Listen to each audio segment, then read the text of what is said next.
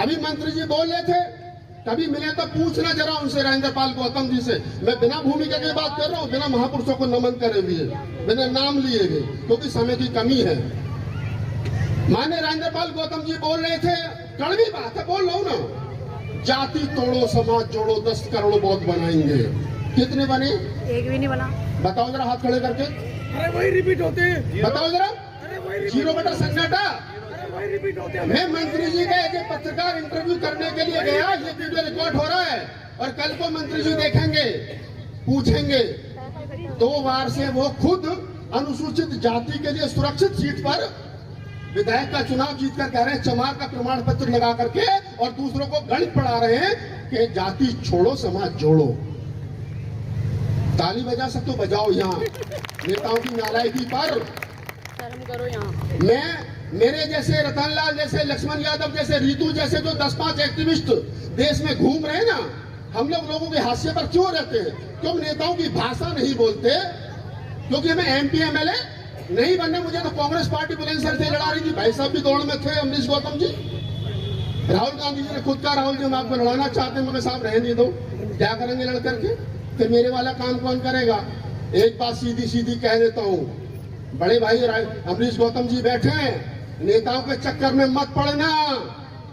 ये फूले अम्बेडकरी आंदोलन वर्तमान समय में सामाजिक आंदोलनों की वजह से मजबूत है। और ये बात ध्यान रखना, ये जो महिला शक्ति यहाँ बैठी है, ये जो गाने वाले बैठे हैं, हमारे जैसे बोलने वाले बैठे हैं, इसलिए आंदोलन चल रहा है। नेता सरेंडर कर चुके, इनकी औकात नहीं है वर्तमान समय में फूले अम्बेडकरी आंदोलन को बचा ले।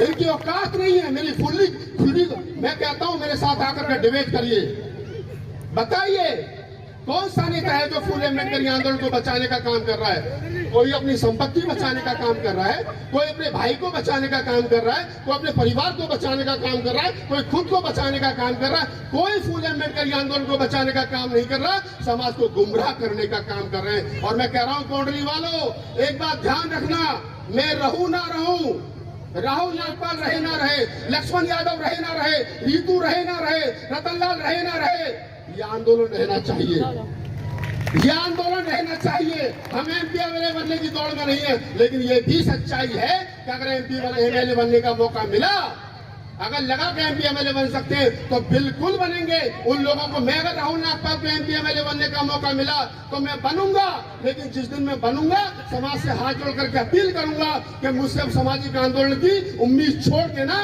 मैं राजनीतिक हो गया हूं, मैं राजनीति करूंगा। गलती कहाँ हो रही है? गलती यहाँ हो रही है दोस्तों, राजनेता बनने के बाद में, MP MLA बनने के बाद में, जब आदमी ये कहता है कि मैं सामाजिक आंदोलन चलाऊंगा, तो फिर राजनीति कौन करेगा? भाई ये तो बता दे जरा, कौन करेगा राजनीति? बताना जरा। राजेंद्र पाल गौतम अभी लंबा भाषण दे करके गए, कल को मेरा वीडियो देखेंगे तो हो सकता है मुझे फोन भी करें। आप मंत्री थे, आप मंत्री थे, दिल्ली सरकार में 1000 करोड़ से ज्यादा का बजट SC ST वेलफेयर का होता है। तुम्हारे 7 साल मंत्रालय रहते हुए SC ST वेलफेयर का बजट कहाँ खर्च हुआ? इस बात का जवाब तो तुम नहीं दोगे तो कौन देगा? बताओ मुझे जरा इस बात की।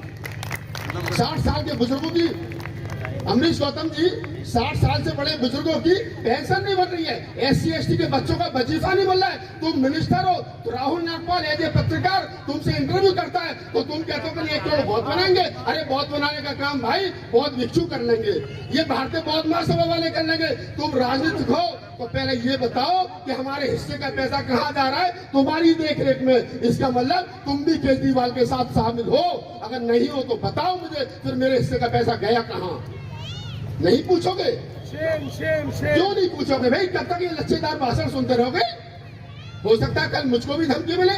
मैं इस प्रोग्राम में इसलिए रुका, मैं सच बता रहा हूँ। आज का मेरा प्रोग्राम हाथरस का था, हाथरस वालों ने मुझे मेरे प्रोग्राम के लिए 2 दिन लेट प्रोग्राम किया। कल मैं हाथरस जाऊंगा, कल रात को मेरी फ्लाइट है नागपुर की, नागपुर में मेरा प्रोग्राम है। मैं तुमसे कहता हूँ, सामाजिक आंदोलन में जो लोग काम कर रहे हैं उनको जिंदा रखिए। विजेंद्र भाई, आपके ऊपर ज्यादा जिम्मेदारी है, तमाम लोगों के ऊपर ज्यादा जिम्मेदारी है। मैंने कहा, मैं पढ़ता हूँ ना, मैं लिखता हूँ, मैं ब्लॉग लिखता हूँ, मैं पढ़ता हूँ। ये बेचारे गाने वाले लोग जो यहाँ बैठे हैं, ये रात को आप लोग कितने पैसे दोगे मुझे नहीं पता, इन्होंने गली मोहल्लों में आंदोलन जिंदा रखा है। आप मुझे बताइए, आप मुझे बताइए, मैं अमेरिका गया, अमरीश गौतम जी मैं अमेरिका गया, मैंने देखा कि अमेरिका में ब्लैक्स जो हैं, अमेरिका के जो ब्लैक्स है ना काले, उन्होंने कभी ये नहीं कहा कि हमें इस देश का हुक्मरान बनना है, कभी नहीं कहा। उन्होंने हमेशा टेबल पर बैठ करके बात की, सरकार जो भी हो सरकार में हिस्सेदारी की बात की। हमारे दिमाग में साला गलत फहमी हो गई, हमने कह दिया कि नहीं हुक्मरान बनना है। इस हुक्मरान बनने के चक्कर में ज्यादा नुकसान हुआ है हमारा, इस हुक्मरान बनने के चक्कर में ज्यादा नुकसान हुआ है हमारा। मैं कहता हूं तुमसे एक बात याद रखना, अमेरिका के ब्लैक्स का जो आंदोलन लोग रोड पर लड़ते हैं, मैं हूं activist, Ratanlal activist, Chandrabhan activist, जितने लोग एक्टिविस्ट हैं हम लोग। कभी आपने पूछा कि राहुल नागपाल तू वहां भाषण देने के लिए गया हरदोई में, तेरे ऊपर 3 मुकदमे हो गए, तारीख पे जाता नहीं जाता, पैसा तेरे पास है नहीं है, तेरी घर में क्या नाम है, तेरी बच्ची पढ़ रही नहीं पढ़ रही है, उसकी फीस भरी गई नहीं भरी, तुम नहीं पूछोगे। तुम ये भी नहीं पूछते हो फोन करके कि राहुल नागपाल ये तो बता दे कि तू ये मोटरसाइकिल से चल के आया, तेरे पास राजेंद्र पाल गौतम की तरह ये इनोवा क्रिस्टा क्यों नहीं है, बताना जरा। मेरे पास भी नहीं है, मेरे पास बताना क्यों नहीं है। राजेंद्र पाल गौतम जब समता सेंटर में काम करते थे तब तो इनोवा क्रिस्टा नहीं थी ना, आज है ना, पहले नहीं थी आज है, ये सच्चाई है, इसको स्वीकार करिए आप लोग। मेरे पास नहीं है क्योंकि मैं समाज का 100% काम करता हूँ, लेकिन अमेरिका के ब्लैक्स का जो लोग काम करते हैं वो BMW में घूमते हैं। मैंने पूछा अमेरिका में कि भाई तुम लोग BMW में कैसे घूमते हो, तो उन्होंने बताया कि उनका जो ब्लैक्स कम्युनिटी है अपने समाज के एक्टिविस्ट के लिए ईमानदारी से 10% देता है, तब वो लोग लड़ रहे हैं। और यहाँ का जो आदमी है वो कहता है कि नहीं फ्री में एक्टिविस्ट चाहिए, राहुल नागपाल चाहिए।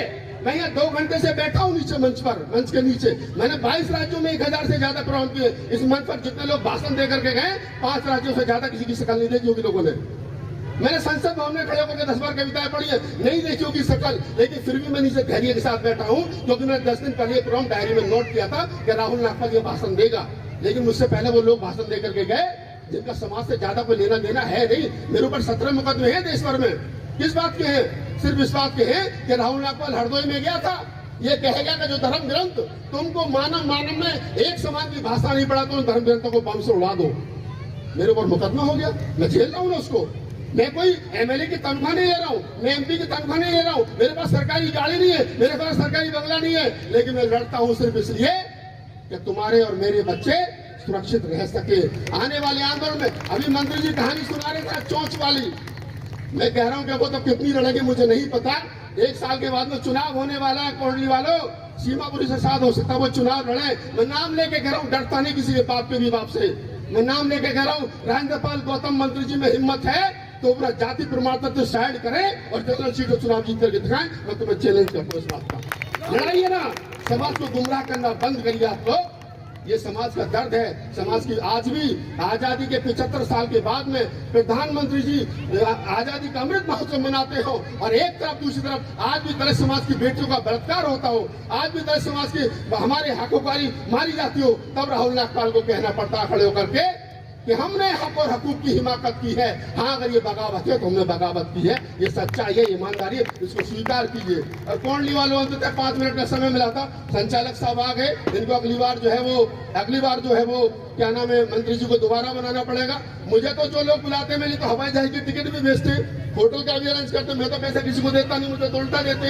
मंत्री जी और तमाम MLA विधायक और पार्षद जो है हो सकता है इनको पैसे भी दे दो प्रोग्राम करने का। हमारे बड़े भाई अमरीश गौतम जी बैठे हैं, ये भी उन्होंने भी कुछ पर्ची कटवाई, मैं तो किसी की पर्ची कटवाता नहीं, मैं तो दूसरों की पर्ची देखा तो भैया हमें दो।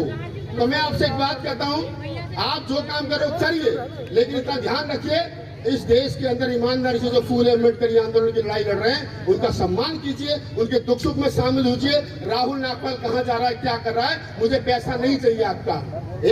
मैं तो कहता हूँ संचालक साहब, मैं तो कहता हूँ 130 करोड़ आबादी में 140 करोड़ आबादी में इस देश के अंदर अगर 25% ही मान लूं तो लगभग 40 करोड़ दलित चमक, और 40 करोड़ भी मान लूं तो यार शुद्ध रूप की बात कर लो, छोड़ो बहुजन समाज। इस बहुजन समाज बनाने के चक्कर में बहुत बड़ा नुकसान हो गया हमारा। मैं कह रहा हूँ कि कम से कम 20-25 करोड़ तो चमारी होंगे इस देश के अंदर, चमारी हो और कोई दूसरा नहीं है ना, चमार जाटो हो ना सब।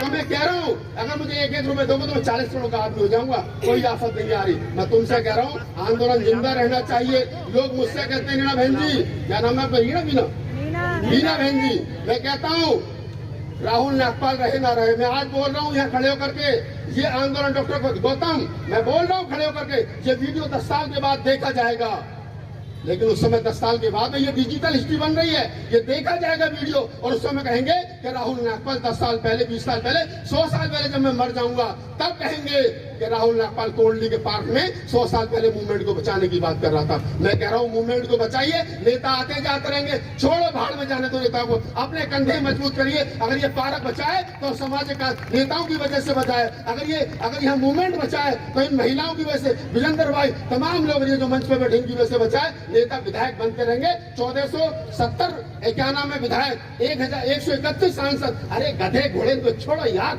अपने नेताओं को मजबूत करिए, गली मोहल्ले के नेताओं को मजबूत छोड़ो, इन सब लोगों को। राहुल नागपाल अकेला 100 पे भारी पड़ता है। मुझे लोग, मैं कुछ नहीं हूँ, मैं 0 बेटा सन्नाटा हूँ ना, लेकिन फिर भी कहते भाई साहब आपको भाषण देना ना, आपको ये बड़ी में हवाई जहाज की टिकट भेजते, 5 स्टार होल्डर करा दे। मैं इनसे बहुत बड़ा हूँ, आप ध्यान रखिए। और इनको, ये जो हमारे गाने वाले लोग हैं, इनको हेल्प करते रहिए। अरे तो मैंने देखा है कि बेचारे गाते गाते, मैंने देखा कि लोग गाते थे, आपकी बात कर रहा हूँ, थोड़ा ध्यान से सुनिए, हाँ थोड़ा ध्यान।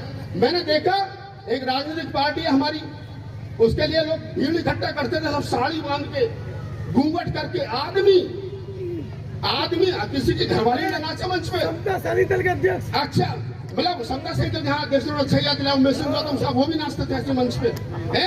और उसके बाद में उन्होंने रात भर भीड़ जमा की। उसके बाद में क्या हुआ, नेताजी आए, पहले ढोलक हटाई गई, फिर मंजीरा हटाया गया, फिर हारमोनियम हटाया गया, सारी टीम मंच से नीचे, सबके सब गायब। नेताजी आए, भाषण बेला, चले गए।